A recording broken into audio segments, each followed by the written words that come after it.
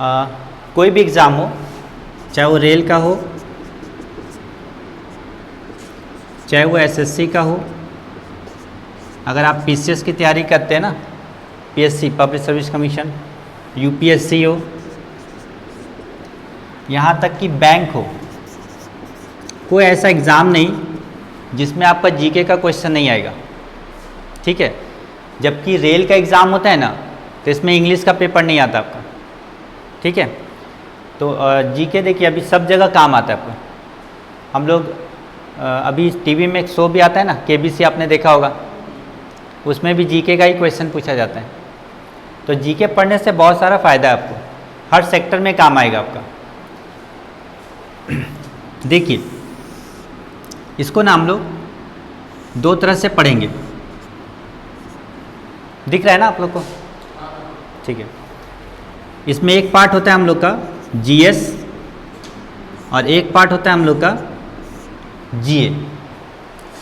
GS का मतलब general study, बहुत लोग इसको जनरल साइंस भी कहते हैं, और जीए का मतलब होता है जनरल अवेयरनेस। इसमें हमारे करंट अफेयर्स के क्वेश्चन होते हैं, बैंकिंग रिलेटेड क्वेश्चंस होते हैं, स्टैटिक्स के क्वेश्चंस होते हैं हमारे। ठीक है, जीएस में हम लोग को दो पेपर पढ़ना है, एक होगा साइंस और एक है आर्ट्स के क्वेश्चन। हमारे तीन सब्जेक्ट होते हैं ना, साइंस होते हैं, आर्ट्स होते हैं और कॉमर्स होते हैं। तो इसमें हम लोग को साइंस के और आर्ट्स के पढ़ना है, और जीए में हम लोग को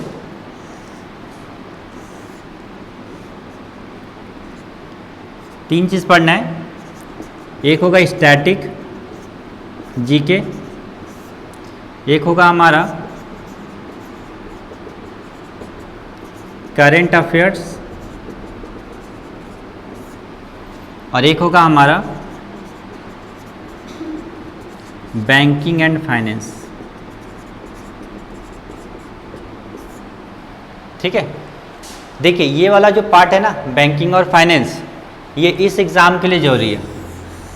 अगर आपको बैंक का एग्ज़ाम देना है, बैंक में आपका पीओ का पोस्ट का एग्ज़ाम होता है, क्लर्क पोस्ट का एग्ज़ाम होता है, और एक एसबीआई वाले एग्ज़ाम लेते हैं बैंक में, स्टेट बैंक वाला अपना खुद का एग्ज़ाम लेते हैं, एक होता है आपका आईबीपीएस का। इसमें आपका जितना भी पब्लिक सेक्टर बैंक है, हम लोग का दो टाइप्स का बैंक होता है ना, एक पब्लिक सेक्टर और एक प्राइवेट सेक्टर। जैसे हम लोग बोलते हैं ना आईसीआईसीआई बैंक, ये हमारा प्राइवेट सेक्टर है, एचडीएफसी हुआ, एक्सिस बैंक हुआ और बंधन हुआ, ये सब हमारा प्राइवेट सेक्टर है।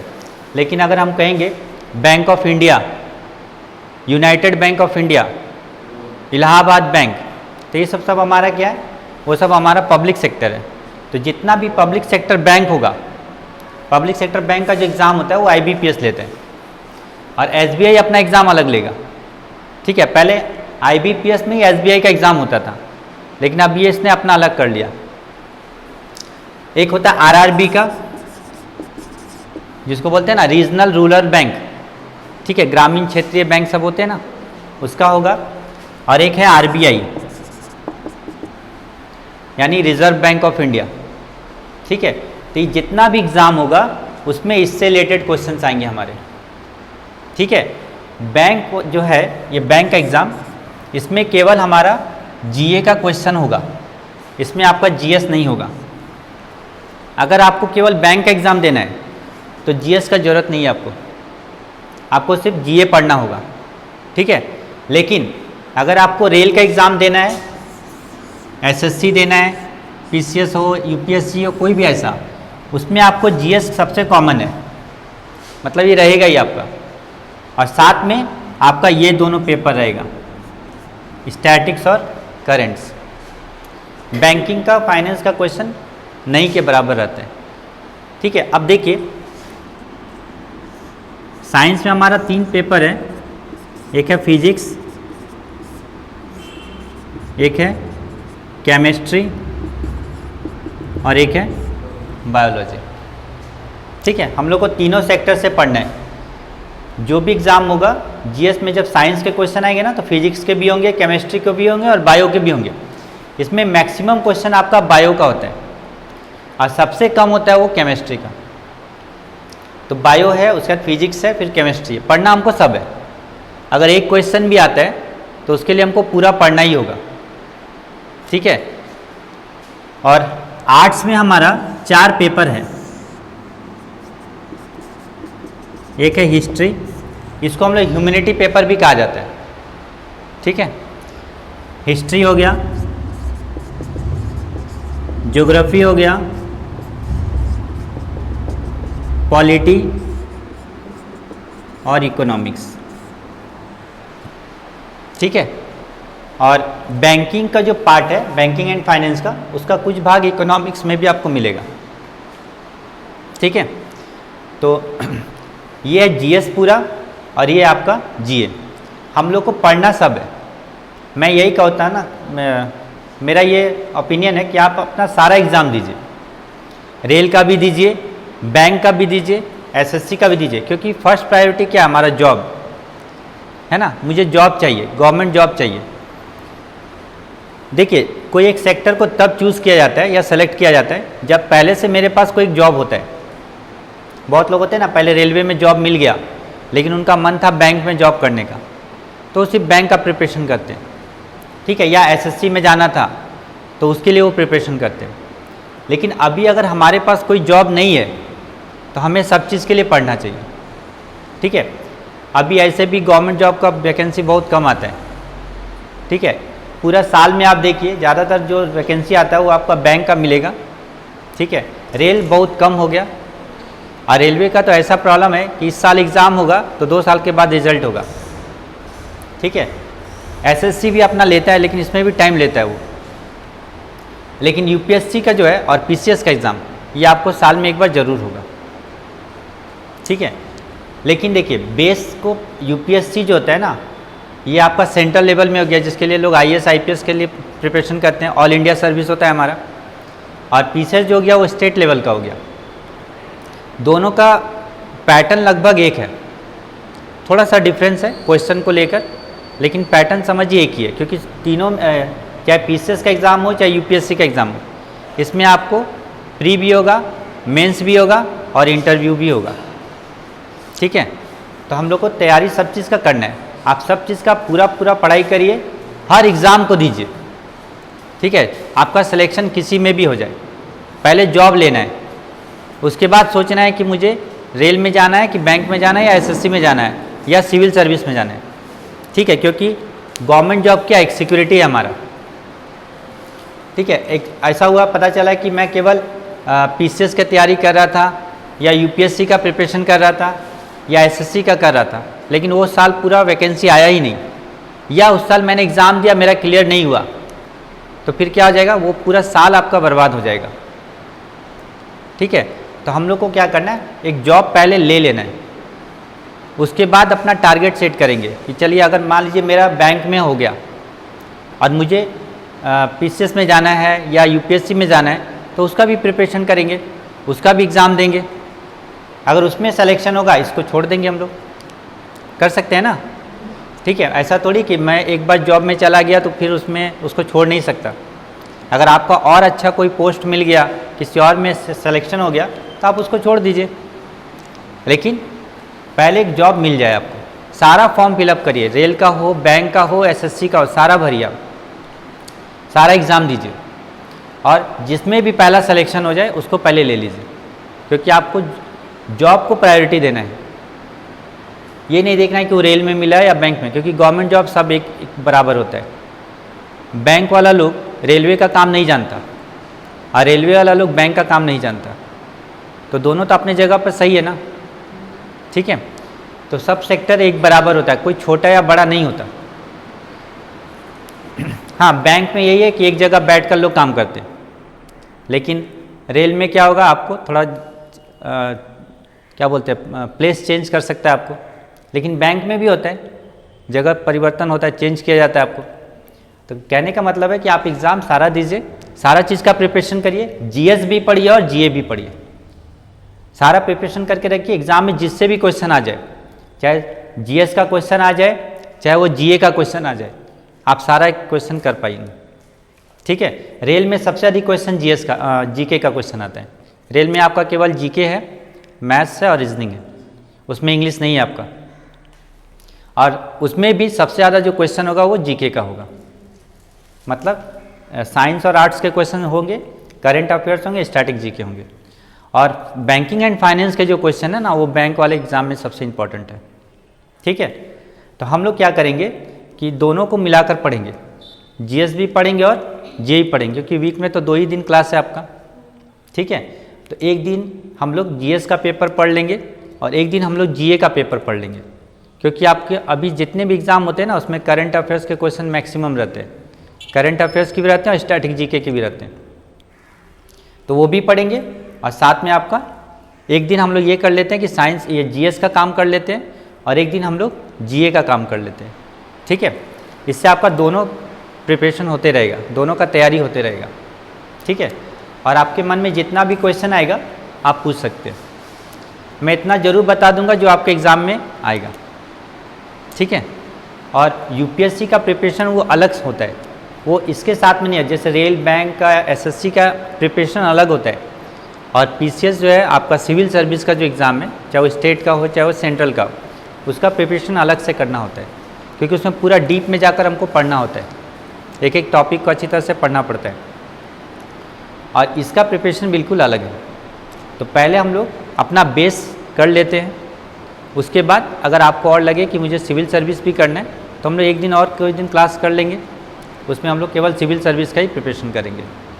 ठीक है, क्योंकि सिविल सर्विस में आपका एक मेन पेपर होना चाहिए, उसमें बहुत सारा, पहला तो आपका सिविल सर्विस का जो एग्ज़ाम होगा यूपीएससी का जो होगा या पीसीएस जो आप एग्ज़ाम देंगे, उसमें आपका जो पहला प्री होगा उसमें 2 पेपर होंगे आपके, एक पेपर पूरा जीके होगा और दूसरा पेपर जो होगा उसमें आपका रीजनिंग होगा, मैथ्स होगा, कॉम्प्रिहेंशन होगा। ठीक है, मतलब बेस को लेकर चलता है लोग। अब प्री का कोई वैल्यू नहीं होता, सिविल सर्विस में प्री एग्ज़ाम केवल क्वालिफाइंग होता है, मतलब आपको पास करके आगे जाना है ताकि आप मेंस एग्ज़ाम में बैठ सकें। मेन इसका जो एग्ज़ाम है वो मेंस है और इंटरव्यू है, उसी का मार्क्स आपको ऐड होगा। लेकिन इसमें क्या है ना, रेल है, एसएससी है, बैंक है, इसमें आपका प्री भी मार्क्स होगा, मेंस का भी होगा, इंटरव्यू तो होता नहीं आपका, केवल पर्सनालिटी टेस्ट या डॉक्यूमेंट वेरिफिकेशन होता है। ठीक है, बैंक में आपका छोटा इंटरव्यू लेता है वो, ठीक है, लेकिन वो इंटरव्यू बोल कर नहीं लेता, उसको बोलता है पर्सनालिटी टेस्ट बोलकर, माने पीटीए हो गया एक, या फिर आपका डॉक्यूमेंट वेरिफिकेशन, उसी में आपसे 1-2 क्वेश्चन वो लोग पूछ भी लेते हैं। लेकिन रेलवे में ऐसा कुछ नहीं होता, रेलवे में कोई तरह का इंटरव्यू नहीं है आपका। ठीक है, एसएससी में भी नहीं है, लेकिन वो भी उसी तरह करते हैं, पर्सनालिटी टेस्ट के नाम से थोड़ा सा क्वेश्चन कर लेता है वो लोग। ठीक है, तो याद रखिए जीके में हम लोग को 2 चीज़ पढ़ना है, एक जीएस है और एक जीए है। जीएस का मतलब आप इसको जनरल स्टडी भी बोल सकते हैं या जनरल साइंस भी बोल सकते हैं। आइए आपका जनरल अवेयरनेस, जीएस में 2 पार्ट हो गया, साइंस और आर्ट्स। साइंस में 3, फिजिक्स, केमिस्ट्री, बायो। आर्ट्स में हमारा हिस्ट्री, ज्योग्राफी, पॉलिटी और इकोनॉमिक्स। देखिए सारा सब्जेक्ट आप पढ़ पा रहे हैं, आप लोग का बैकग्राउंड साइंस है, आप तो साइंस में है ना, आपका आप लोग, आपका आर्ट्स है, आपका आर्ट्स है, आपका इंग्लिश ऑनर्स है ना, अच्छा, आपका साइंस है। तो देखिए आपने साइंस पढ़ा, यहाँ आर्ट्स का भी आपको वैलिड जानकारी हो जाएगा, फिजिक्स केमिस्ट्री होगा, पीसीएम होगा ना आपका, पीसीएम, फिजिक्स केमिस्ट्री मैथ। तो यहाँ पे क्या है ना, आपका जॉब का प्रिपरेशन में एक फ़ायदा है कि आप आर्ट्स का भी पढ़ाई कर लेते हैं और साइंस का भी पढ़ाई कर लेते हैं, सारा चीज़ का आपको जानकारी हो जाता है। एकेडमिक में क्या होता है, कोई एक सब्जेक्ट आप लेते हैं, या तो साइंस होगा, या तो कॉमर्स होगा, या तो आर्ट्स होगा। और इसमें क्या है ना, आप दोनों पढ़ लेते हैं, साइंस भी पढ़ लेते हैं और आर्ट्स भी पढ़ लेते हैं। ठीक है, और आर्ट्स में हमारा हिस्ट्री, ज्योग्राफी, पॉलिटी और इकोनॉमिक्स। अगर आर्ट्स बैकग्राउंड में जो सबसे अधिक क्वेश्चन आता है ना, वो हिस्ट्री का और पॉलिटी का आता है, मैक्सिमम क्वेश्चन। ठीक है, हिस्ट्री में भी 3 डिपार्टमेंट हो जाता है हमारा, एंशिएंट है, मेडिवल है और मॉडर्न है। उसमें मॉडर्न इंडियन हिस्ट्री का क्वेश्चन सबसे अधिक आते हैं। ठीक है, लेकिन आप ये हिस्ट्री का जो 2 पार्ट है ना, एक इंडियन हिस्ट्री और एक वर्ल्ड हिस्ट्री, तो इंडियन हिस्ट्री जो है ना वो इस सब एग्ज़ाम के लिए, रेल, एसएससी, इस सब के लिए एग्ज़ाम के लिए। लेकिन वर्ल्ड हिस्ट्री का क्वेश्चन जो है ना वो सिविल सर्विस के एग्ज़ाम में भी आता है आपका। ठीक है, तो पहले हम लोग को इंडियन हिस्ट्री पढ़ना होगा, उसके बाद वर्ल्ड हिस्ट्री, अगर आपको सिविल सर्विस का प्रिपरेशन करना है तब। अगर आपको सिविल सर्विस का प्रिपरेशन नहीं करना है तो वर्ल्ड हिस्ट्री का कोई ज़रूरत नहीं है, उसी तरह ज्योग्राफी में भी दो होता है, एक इंडियन ज्योग्राफी और एक वर्ल्ड ज्योग्राफी। अगर आपको सिविल सर्विस में नहीं जाना है तो केवल इंडियन ज्योग्राफी पढ़ना है, और अगर सिविल सर्विस में जाना है तो वर्ल्ड ज्योग्राफी भी पढ़ना है। उसमें पूरा मैप के साथ आपको पढ़ना होगा, ठीक है, कौन सा रिवर कहाँ से जा रहा है, उसका सारा उसमें डिटेल्स में करना पड़ता है। और पॉलिटी जो है वो केवल आपका इंडियन पॉलिटी ही पूछता है, Indian polity, Indian governance, Indian constitution, इसी का क्वेश्चन आएगा वो आपको, ठीक है। लेकिन अगर आप सिविल सर्विस में अपना मेन पेपर पॉलिटी रखेंगे तो उसमें बहुत सारा अलग अलग हो जाएगा, पॉलिटिकल थॉट्स का क्वेश्चन हो जाएगा, पॉलिटिकल अप्रोच का क्वेश्चन हो जाएगा, पब्लिक एडमिनिस्ट्रेशन का हो जाएगा, माने उसके बहुत सारे डिपार्टमेंट आते हैं। लेकिन अगर आपको रेल, बैंक, एसएससी में बैंक में तो छोड़ दीजिए, रेल का, एसएससी का या अदर कोई एग्ज़ाम्स है उसमें केवल इंडियन कॉन्स्टिट्यूशन का क्वेश्चन आएगा, ठीक है, इंडियन गवर्नेंस, इंडियन कॉन्स्टिट्यूशन। और इकोनॉमिक्स जो है वो पूरा इंडियन इकोनॉमी पर डिपेंड करेगा हमारा, ठीक है। तो जो भी है सारा मैं आपको पढ़ा दूंगा, ठीक है। आपके मन में पहले पढ़ लीजिए, फिर जितना भी क्वेश्चन आएगा आप पूछिएगा, ठीक है। आपका जो भी क्वेरी होगा, आपका जो भी डाउट्स होगा वो आप क्लियर कर लीजिएगा, ठीक है। और ऐसा कहीं भी हो जो मैंने आपको पढ़ाया और आपने कहीं कुछ और पढ़ा होगा तो भी मुझसे डिस्कस कर लीजिएगा, मैं आपको बता दूंगा कि वो गलत है या सही है, ठीक है। इसको आप लोग थोड़ा लिख लीजिए, आपको क्या पढ़ना है ये लिख लीजिए, ठीक है। इसको नोट्स कर लीजिए आप।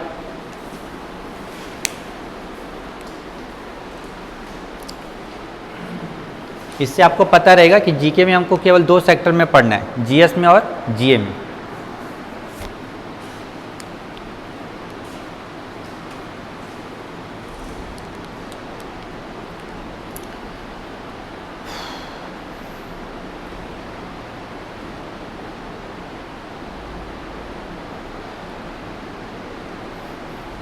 मैं हिंदी बोल रहा हूँ, ज़्यादा प्रॉब्लम नहीं हो रहा है ना, आप समझ रहे हैं हिंदी?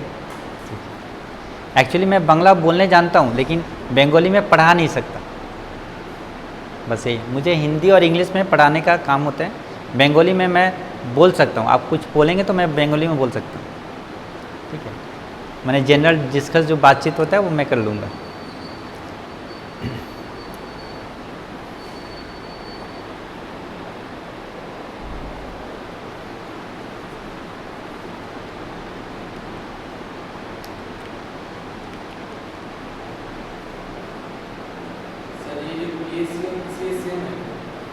हाँ, पीएससी में ही पीसीएस का एग्ज़ाम होता है, वो आपका स्टेट का होता है ना पीएससी, जैसे आप बोलते हैं ना डब्ल्यूबीसीएस का एग्ज़ाम होता है, यूपी पीएससी का एग्ज़ाम होता है, बीपीएससी होता है, बिहार में होगा तो बीपीएससी होगा, झारखंड में होगा तो जेपीएससी होगा।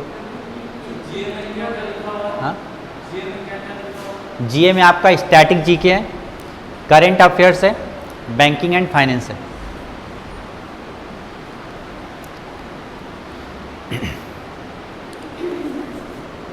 सिविल सर्विस में सबसे मेन है आपका जीके, उसमें मैथ्स और रीजनिंग का क्वेश्चन केवल प्री में आता है।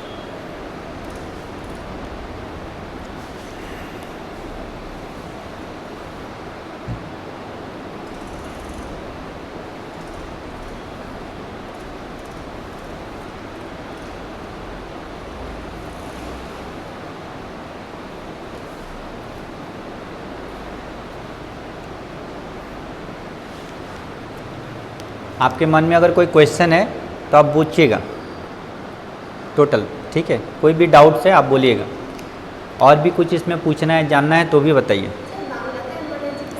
हाँ हाँ,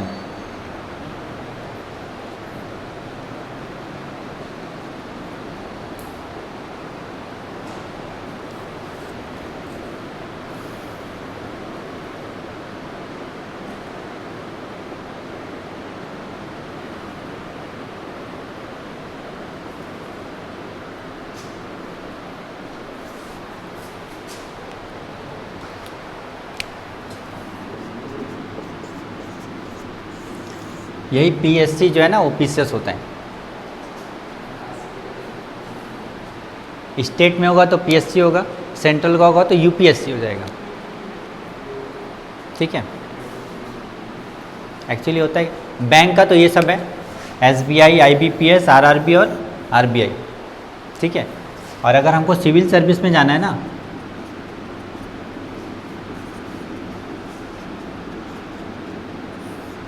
तो इसमें हमारा एक सेंट्रल का हो जाता है और एक स्टेट का हो जाता है। सेंट्रल में जो लेता है वो यूपीएससी होता है, जिसके द्वारा आपका आईएएस, आईपीएस, आईआरएस, आईएफएस। ठीक है, आईएफएस का दो भाग है, एक है इंडियन फॉरेस्ट सर्विस और एक है इंडियन फॉरेन सर्विस। ठीक है, आईआरएस हो गया इंडियन रेवेन्यू सिस्टम में आ जाएगा आपका, आईपीएस हो गया आपका Indian police service, IAS Indian administrative service. ठीक है, और इसमें टोटल 24 सेक्टर है आपका, 24 डिपार्टमेंट्स का एग्ज़ाम होता है इसमें। ठीक है, जिसमें 2 ऑल इंडिया सर्विस है। ऑल इंडिया सर्विस केवल 2 ही है, एक है 3 है, एक है आईएएस, एक है आईपीएस और एक है आईएफएस, मतलब इंडियन फॉरेस्ट सर्विस। ठीक है, याद रखिएगा। अगर कभी भी कोई पूछा कि ऑल इंडिया सर्विस कौन सा है,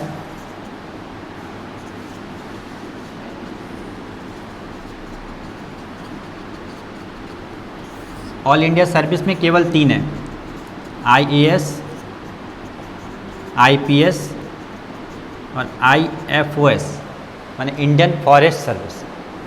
एक होता है आईएफएस इंडियन फॉरेन सर्विस, वो ऑल इंडिया सर्विस में नहीं आता।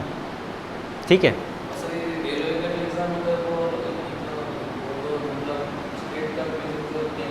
नहीं, रेलवे केवल सेंट्रल का। हाँ, ठीक है, हम लोग सेंट्रल जॉब किसको बोलते हैं, जैसे आपका रेलवे है, आपका डिफेंस है। ठीक है, बैंकिंग भी अब आपका सेंट्रल में आ गया। एक्चुअली ये सब बैंकिंग का भी 2 पार्ट हो गया, आरबीआई होगा तो सेंट्रल में चला जाता है, और अगर पब्लिक सेक्टर में आ जाएंगे तो आपका एसबीआई है, आईबीपीएस है, आरआरबी, सब में चला जाएगा वो। ठीक है, तो याद रखिएगा यूपीएससी भी जो होता है ना वो 24 सेक्टर का एग्ज़ाम लेता है। वो आपको जब फॉर्म फिलअप करेंगे ना तो उसमें आपका ये पूछेगा कि फर्स्ट प्रायोरिटी आप किसको दे रहे हैं, सेकंड किसको दे रहे हैं। वो 24 सेक्टर आपको फिलअप करना ही पड़ेगा। ठीक है, कि आप पहला जॉब कौन सा चाहते हैं। अगर आपका सिलेक्शन होता है तो आप पहला जॉब कौन सा चाहेंगे, आईएएस का चाहेंगे या आईपीएस या आईएफएस, कौन सा ना, वो आपका मार्क्स पर डिपेंड करेगा। ठीक है, आपने वो प्रेफरेंस भरा। देखिए बहुत होता है ना, आपका यूपीएससी का जो एग्ज़ाम होता है ना वो 2025 मार्क्स का होता है। ठीक है, अगर आपको आईएएस बनना है, इंडिया में सबसे बड़ा जॉब है वो आईएएस का, इंडियन एडमिनिस्ट्रेटिव सर्विस। इसमें एक चीज़ होता है ना, एग्ज़ाम जो होता है वो सेंट्रल वाले लोग लेते हैं, यूपीएससी के द्वारा होता है, उसका सिलेक्शन भी यूपीएससी के द्वारा होता है, लेकिन इसका जो जॉब होता है ना वो स्टेट में होता है। आपको किसी स्टेट में देगा वो, वहाँ का डीएम बनाता है ना वो आपको। ठीक है, स्टेट में रहेंगे, मतलब आप स्टेट गवर्नमेंट के अंडर में रहकर काम करेंगे, लेकिन आपका लिंक कहाँ से रहेगा, सेंट्रल गवर्नमेंट के पास। ठीक है, आपका अपॉइंटमेंट भी प्रेसिडेंट के द्वारा होगा सारा चीज़, लेकिन काम होगा स्टेट में। आप चाहेंगे तो स्टेट गवर्नमेंट का अगर कोई तरह का ये है इशू है तो आप सेंट्रल गवर्नमेंट से डिस्कस कर सकते हैं। ठीक है, और ये टोटल मार्क्स है आपका 2025 मार्क्स का एग्ज़ाम होगा। कौन सा, ये सब के लिए आईएएस माने सिविल सर्विस यूपीएससी का जो एग्ज़ाम होगा। ठीक है, ये 3 कैटेगरी में होगा आपका, प्री होगा, मेंस होगा और इंटरव्यू होगा। ठीक है, प्री जो होता है ना ये 400 मार्क्स का होता है, 400 मार्क्स का प्री होगा आपका, जिसमें 2 पेपर होगा आपका, एक जीएस होगा मतलब जीके, और दूसरा जो होगा वो सी सेट होता है। सी सेट में आपका रीजनिंग है, मैथ्स है, कॉम्प्रिहेंशन है, और जीके जो होगा वो 200 मार्क्स का होगा। लेकिन ये एग्ज़ाम केवल पास करने के लिए है, इसका मार्क्स ऐड नहीं होगा। सेकेंड एग्ज़ाम जो है ना ये 1750 मार्क्स का होता है। ये मेंस एग्ज़ाम सबसे मेन है आपका। ये डिस्क्रिप्टिव होता है, ये ऑब्जेक्टिव होता है। ऑब्जेक्टिव मतलब समझ में आ रहा है ना, केवल आपको टिक करना है, एमसीक्यू टाइप क्वेश्चन। और ये मेंस जो होगा ना, ये डिस्क्रिप्टिव होगा आपको, ठीक है। इसमें आपका एसे राइटिंग आता है, आपको 2 एसे लिखना पड़ेगा, ठीक है। कोई 2 टॉपिक देगा, उस पर आपको लिखना होगा। उसके बाद आपका जीके का होगा। जीके में क्या होगा? हिस्ट्री, ज्योग्राफी, पॉलिटी, इकोनॉमिक्स, ठीक है। जनरल इन्वायरमेंट का क्वेश्चन होगा, आर्ट एंड कल्चर का होगा, सब मिलाकर 1750 मार्क्स का होगा, ठीक है। और उसमें आपका एक कंपलसरी होगा, एक आपका इंग्लिश कंपलसरी होगा 300 मार्क्स का, और एक पेपर आपको अपने से लेना है। जैसे आप हिंदी ले सकते हैं, बंगाली ले सकते हैं, माने कोई भी एक लैंग्वेज जो इंडियन कॉन्स्टिट्यूशन के अंडर में आता है, 8 शेड्यूल के अंदर में, ठीक है। आप गुजराती में, हाँ, पहला जो प्री एग्ज़ाम होगा ना, प्री एग्ज़ाम जो होगा उसमें आपका 2 पेपर हो गया, एक होगा जीएस बोलकर या जीके, और दूसरा सी सेट, ठीक है।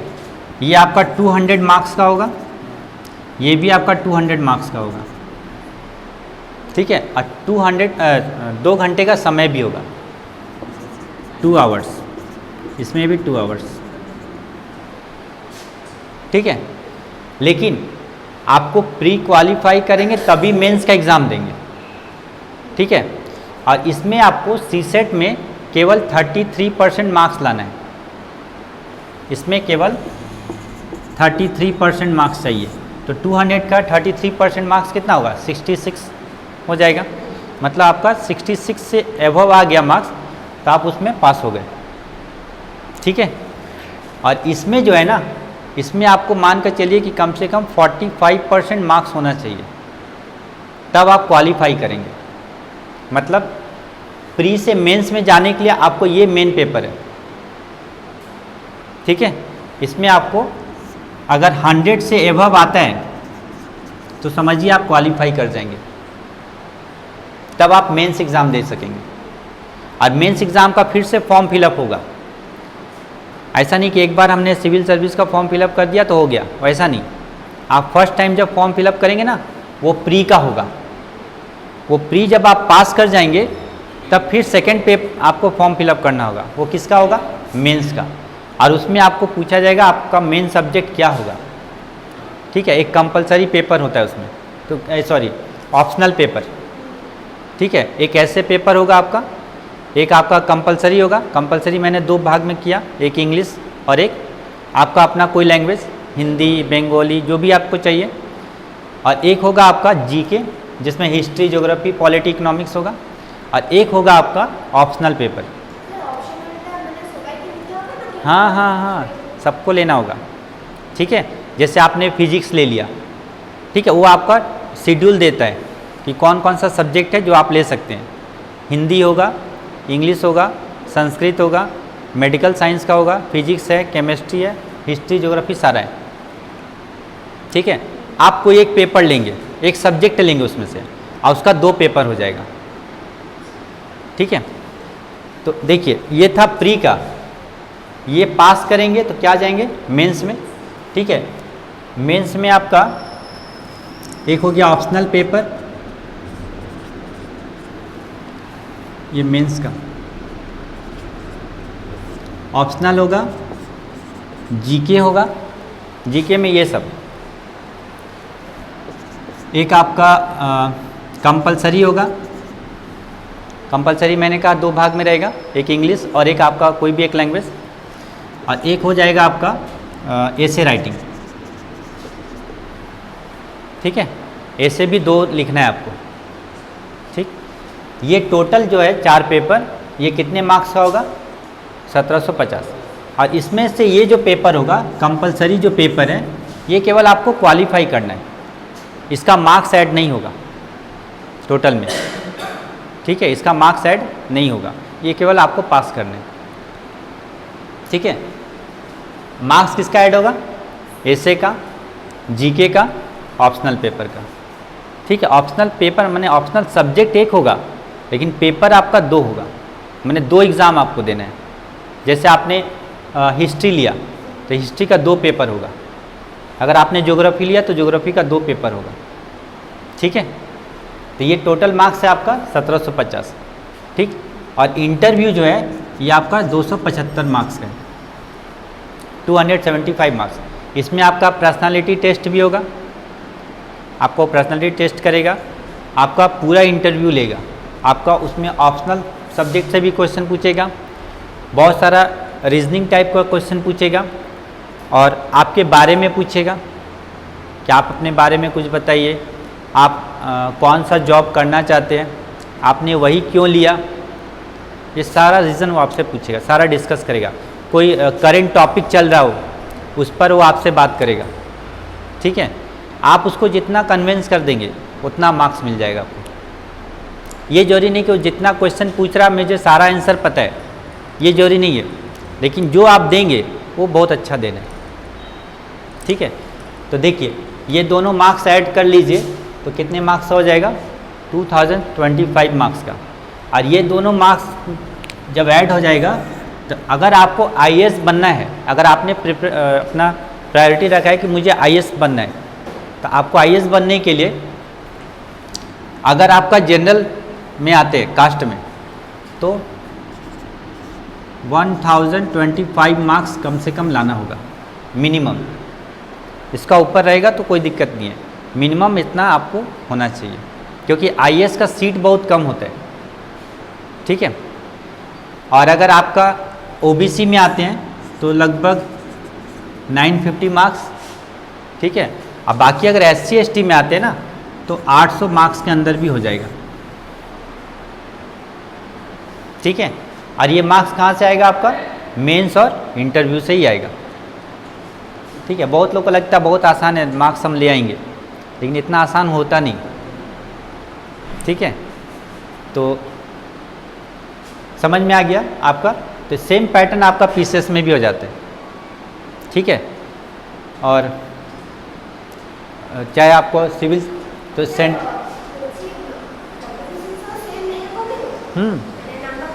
हैं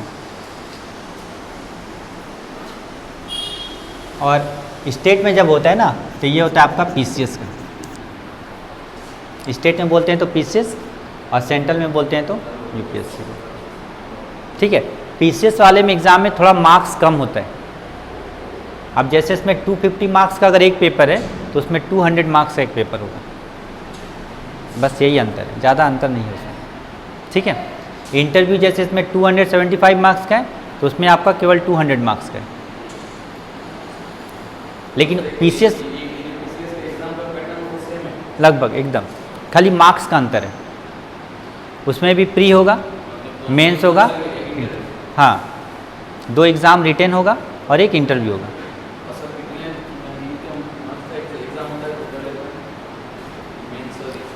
टू 2025 मार्क्स, और इसमें पीसीएस जब होगा ना तो 1500 मार्क्स का होगा। हाँ 500 कम हो जाएगा उसमें। ठीक है, और पीसीएस में क्या होता है ना, आप अपने स्टेट में रहेंगे, जिस स्टेट का आपने एग्ज़ाम दिया। अगर बंगाल का दिया तो बंगाल में आप रहेंगे, बिहार से दिया तो बिहार के रहेंगे। उसमें आपका डोमिसाइल खोजेगा कि आपने जैसे वेस्ट बंगाल से आपको देना है तो आप वेस्ट बंगाल का सिटीज़न है कि नहीं, मतलब यहाँ के रेजिडेंट में आते हैं कि नहीं आप। ठीक है, लेकिन यूपीएससी के लिए आपका कोई डोमिसाइल का ज़रूरत नहीं है। यूपीएससी आपको खुद सेलेक्ट करके किसी स्टेट में भेज देगा। ठीक है, आपको जाना भी पड़ेगा वहाँ पर। अगर आप नहीं जाते तो जॉब आपको कैंसिल भी हो सकते हैं। ज़रूरत पड़ा तो आपको नागालैंड भी भेज देगा। हाँ ऐसा जगह पर, हाँ नागालैंड स्टेट।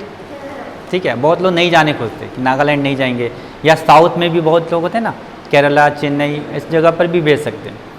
तो एक्चुअली उसमें भी आपका प्रेफरेंस पूछता है, कार्डर प्रेफरेंस एक फॉर्म होता है भरने का कि कौन सा स्टेट में आपको जॉब चाहिए। ठीक है, आपने लिखा कि मुझे वेस्ट बंगाल में, फर्स्ट कार्डर में आपने लिखा वेस्ट बंगाल में चाहिए, तो आपसे पूछेगा कि आप वेस्ट बंगाल में जॉब क्यों चाहते हैं। तो आप बता सकते हैं कि मैं यहाँ पे रहता हूँ, यहाँ का सारा कल्चर मुझे पता है, यहाँ की जो प्रॉब्लम्स है वो मुझे पता है। ठीक है, यहाँ के लोगों की जो कंडीशंस है वो मैं जानता हूँ, यहाँ के इन्वायरमेंट से, क्लाइमेट से मुझे जानकारी है।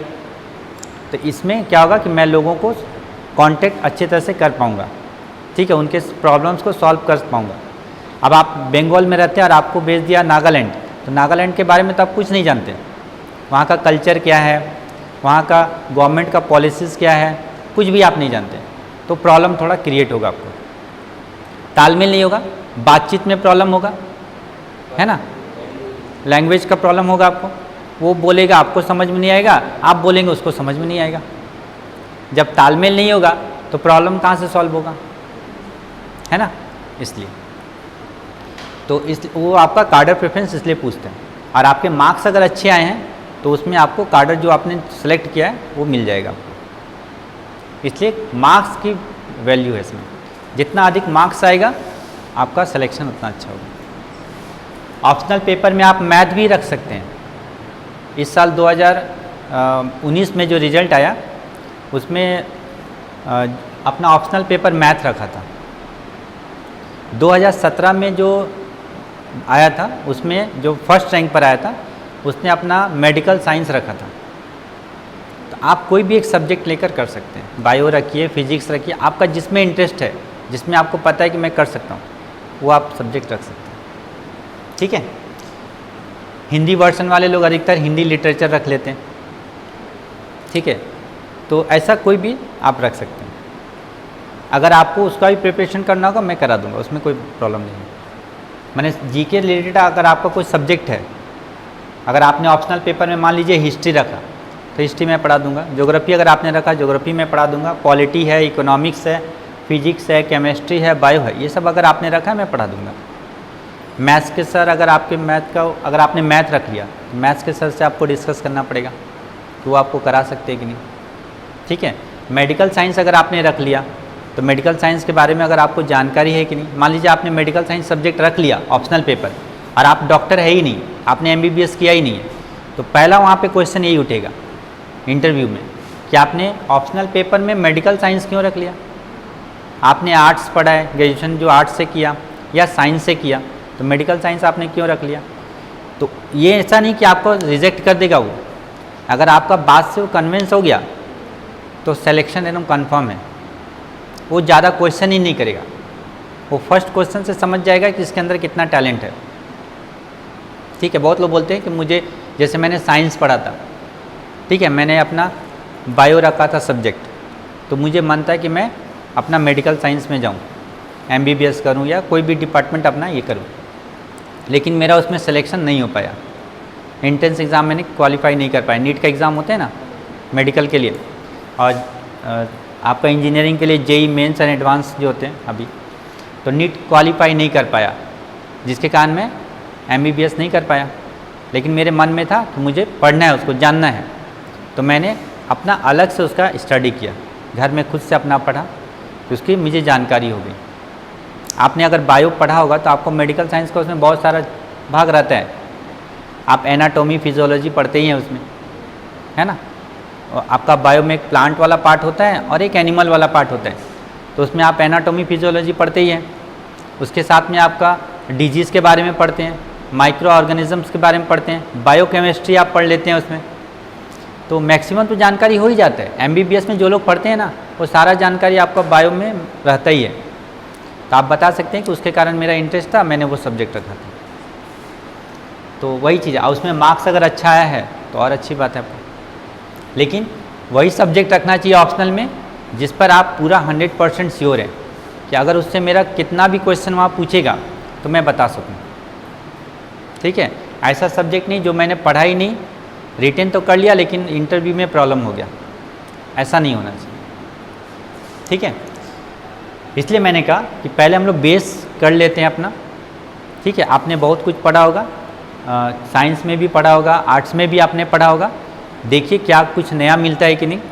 उसके बाद जब ये पूरा बेस रेडी हो जाएगा, अगर आपको लगेगा कि अब हम रेल का एग्ज़ाम दे सकते हैं, एसएससी का एग्ज़ाम दे सकते हैं, अब आपका हो गया कॉन्फिडेंस आ गया कि हम यूपीएससी यानी सिविल सर्विस का भी एग्ज़ाम देंगे, तो उसके अनुसार हम लोग प्रिपरेशन करेंगे।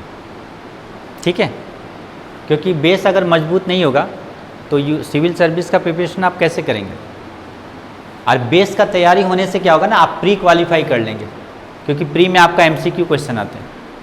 ठीक है, लेकिन मेंस आपका क्लियर नहीं होगा, मेंस में आपको बहुत चीज़ करना पड़ेगा, ऐसे राइटिंग करना पड़ेगा, ऑप्शनल पेपर जो आपने रखा उसका पूरा जानकारी रखना पड़ेगा, ठीक है। कंपलसरी आपको अच्छा करना पड़ेगा। आपका जो कंपलसरी में इंग्लिश पेपर होगा उसमें ऐसे राइटिंग आएगा, लेटर राइटिंग आएगा, प्रेसिस आएगा, कॉम्प्रीहेंशन आएगा, ग्रामर पोर्शन का क्वेश्चन आएगा, ये सारा मिला कर रहेगा।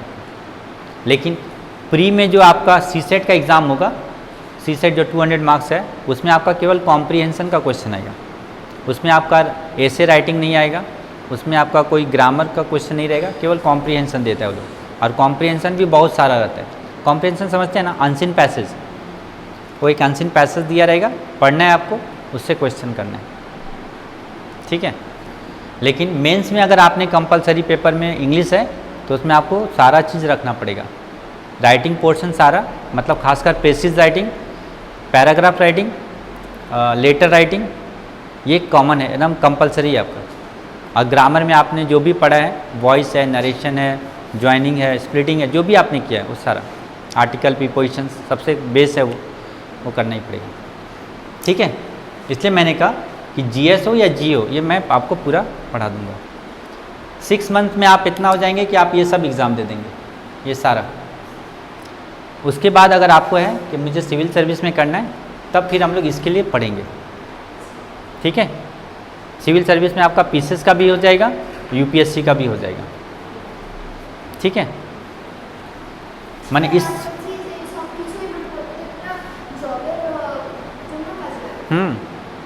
एकदम ठीक है। और ऑल इंडिया सर्विस याद रखिएगा, केवल 3 ही है और कोई नहीं है। ऑल इंडिया सर्विस इसको क्यों बोलते हैं? क्योंकि इसका एग्ज़ाम जो होता है वो यूपीएससी लेता है, यानी सेंट्रल के द्वारा होगा, अपॉइंटमेंट भी सेंट्रल के द्वारा होगा, सिलेक्शन भी सेंट्रल के द्वारा होगा, लेकिन जॉब आपका कहाँ पर होगा? स्टेट में होगा, ठीक है। स्टेट में जो डिस्ट्रिक्ट का हेड होगा वो आपका, जैसे कोई डीएम बनता है ना, तो क्या वो डिस्ट्रिक्ट का हेड है वो, और उसके नीचे जो लोग काम करते हैं ना वो पीसीएस वाले होते हैं। बीडीओ है, एसडीएम है, ये लोग जो होते हैं ना, वो सब सेक्रेटरीट के जितने लोग हैं वो सब पीसीएस में आ जाते हैं लोग, ठीक है। और आईएफएस के लिए अगर आपको फॉरेन सर्विस करना है, फॉरेन सर्विस माने विदेश में नौकरी करना है, वो एम्बेसडर लोग होते हैं ना देश में, गवर्नमेंट के एम्बेसडर्स होते हैं जो दूसरे कंट्री में रहते हैं, अपना वहाँ का इंडिया के साथ में वो लोग का तालमेल करते हैं, रिलेशंस का काम करते हैं, तो वो लोग आईएफएस के एग्ज़ाम के लिए जाते हैं। तो आईएफएस के लिए आपका इंग्लिश कंपलसरी होना चाहिए, इंग्लिश राइटिंग हो, स्पीकिंग हो, वो एकदम अच्छा होना चाहिए ना। English compulsory. आप मान लीजिए यहाँ रहते हैं, आप बंगाली जानते हैं, हिंदी जानते हैं, लेकिन आप अमेरिका जाएंगे, वहाँ हिंदी बोलेंगे, वहाँ बंगाली बोलेंगे नहीं, वो लोग को नहीं समझ में आएगा। आपको जापान भेज दिया, ईरान भेज दिया, इजराइल भेज दिया, तो क्या करेंगे? ठीक है, वहाँ की गवर्नमेंट आपको सारा फैसिलिटीज़ देगी, लेकिन सिलेक्शन कहाँ से होगा? इंडिया की तरफ से होगा, ठीक है। तो उसके लिए आपका इंग्लिश एकदम अच्छा होना चाहिए, और वो आपका ऑल इंडिया सर्विस में नहीं आता। ऑल इंडिया सर्विस केवल 3, आईएएस, आईपीएस और आईएफएस, ठीक है। और अगर आपने फर्स्ट प्रायोरिटी में आईपीएस रख लिया, आईएएस छोड़कर ये रखा कि मुझे आईपीएस में जाना है, तो मैक्सिमम चांसेस होता है आईपीएस में आपका सिलेक्शन हो जाएगा। हाँ, क्यों हो जाता है? क्योंकि पुलिस सर्विस में बहुत कम लोग का इंटरेस्ट होता है। ऐसे अधिकतर लोग यूपीएससी एग्ज़ाम क्यों देते हैं? बोलते हैं हमको जाना है आईएएस बनना है, ठीक है। पुलिस के लिए वो लोग बहुत कम इंटरेस्ट रखते हैं, वो लोग सेकंड प्रेफरेंस में अपना आईपीएस रखते हैं। लेकिन अगर आपने फर्स्ट प्रेफरेंस में आईपीएस रखा है ना, तो मैक्सिमम चांसेस से आपका ये सिलेक्शन हो जाएगा, ठीक है। बस इसमें हाइट अच्छा होना चाहिए, हाइट का सबसे ज़रूरी है, क्योंकि पुलिस सर्विस है तो इसमें आपका हाइट होना चाहिए। फिजिकल फिटनेस वो आपको देखेगा। और आईएएस तो कितना भी हाइट का होगा चलेगा। अभी एक बहुत कम एज हाइट का एक लड़की है, वो बनी है, बहुत इतना हाइट है उसका एकदम, और उसके ऊपर बड़े बड़े सब उसके जो गार्ड्स हैं वो पूरे बड़े एकदम हाइट में हैं। तो आईएएस के लिए कोई हाइट्स का प्रॉब्लम नहीं है, फिजिकल फिटनेस का कुछ नहीं, मेडिकल फिट होना चाहिए। फिजिकल आप जैसा भी हो, लेकिन आईपीएस के लिए आपका फिजिकली और मेडिकली दोनों फिट होना चाहिए, ठीक है। आपका जब इसमें सिलेक्शन हो जाएगा तो आपका जो ट्रेनिंग होगा वो मसूरी में होता है। मसूरी पता है ना, उत्तराखंड में आता है मसूरी। हाँ, वहाँ पे आपका एक सेंटर है लवासना बोलकर, वहाँ पे उसका सेंट्रल, वहाँ पे सेंटर है उसका, ट्रेनिंग सेंटर है। वहीं पर IAS IPS सभी का सेंटर वहीं पर होता है। Lal Bahadur Shastri national administrative academy इसका पूरा नाम है। वहाँ पे आपका ट्रेनिंग चलेगा, चाहे आप IAS बनना चाहते हैं, चाहे IPS बनना चाहते हैं, चाहे लेकिन 2 साल 1 साल के बाद अगर आपको IPS में जाना है तो 1 साल आप लवासना में रहेंगे और उसके बाद आपको चेंज कर देगा, आपको फिर भेज देगा हैदराबाद। हैदराबाद में IPS का ट्रेनिंग होता है, ठीक है। और अगर आपको IAS का तैयारी करना है तो 2 साल आपको यहीं पे रहना होगा और उसमें आपको सैलरी मिलेगा।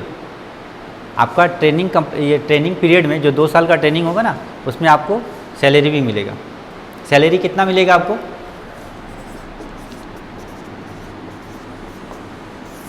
56,100 ये सैलरी होगी आपकी ड्यूरिंग ट्रेनिंग पीरियड, ठीक है। लेकिन आपके हाथ में कितना मिलेगा? आपके हाथ में इससे 10,000 कम हो जाएगा, मिलेगा 46,100। क्यों ऐसा?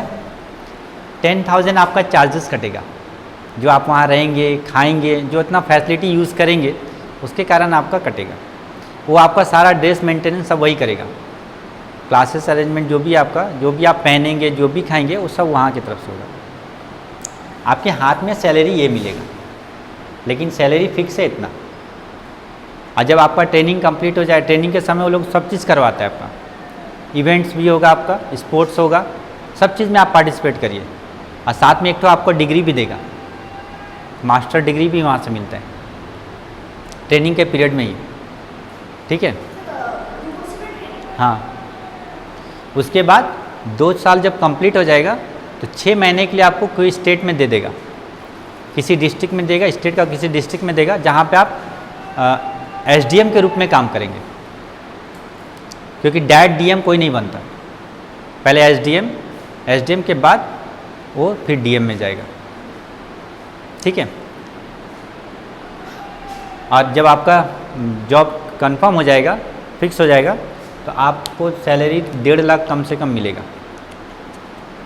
एकदम। और सारा फैसिलिटीज़, रहने के लिए अच्छा घर मिलेगा, मेडिकल फैसिलिटी मिलेगा,